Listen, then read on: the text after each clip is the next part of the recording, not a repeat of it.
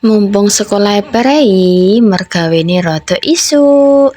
Lah iki sing bagian ngetri ya, Bes. Iki aku mau diteri kerupuk amplang 5 sak.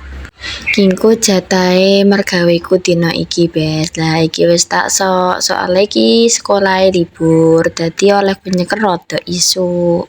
Nanti cekel ben nang mari nang ganti maneh. Kingko lek aku wis mari rada awan ya njaluk maneh, tapi lek wis rada sore ya wis gak njaluk.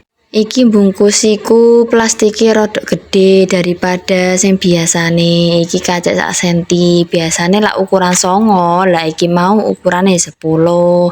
Dadi carange yo ganti sing rada gede ben nang blusak-blusuk ben gampang koyo iki oleh bungkusi. Tapi lek ngobong ya kudu ati-ati, wedine engko lek gak ati-ati yo jebol. Olehku ngadai tak kira-kira sak serok sekirane kurang yo tak tambahi, lek sekirane luwih yo tak kurangi, dadi ben iso pas. Iki mau wis disek karo bose yo, Bes. Wis disudono isine sakmene, dadine olehku ngadai iki mau karek ngira-ngira.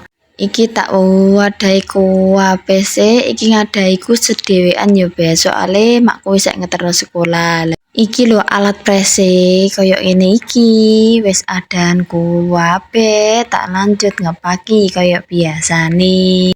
Lah pake gak yo gede, Mbak. Iya, iki pake yo kacek karo biasane. Biasane ukuran 24, iki ukurane 20. Soale plastike rada gede. Dadi pak-pakane ya rada digedeni. Engko lek pak-pake gak digedeni ya gak iso mlebu. Wong ngene wae pak-pakane wis ngekres apa maneh gak digedeni malah sesek.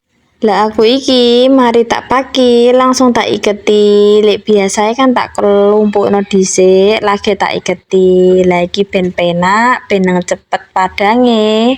Mari tak paki oleh 5 tumpuk, langsung tak iket, bareng ngono tak lanjut maneh ngepaki maneh. Iki engko lek wis oleh 5 tumpuk maneh, yo tak iketi langsung maneh ben nang padang, ben nang dadi iketan.